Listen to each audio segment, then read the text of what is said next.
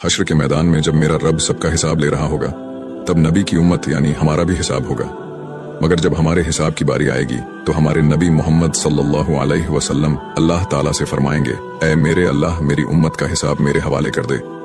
तो मेरा अल्लाह कहेगा, ऐ नबी क्यों? तो मेरे नबी अर्ज करेंगे, ऐ अल्लाह, इनका हिसाब मैं ले लूं ताकि इन्हें शर्मिंदा ना होना पड़े।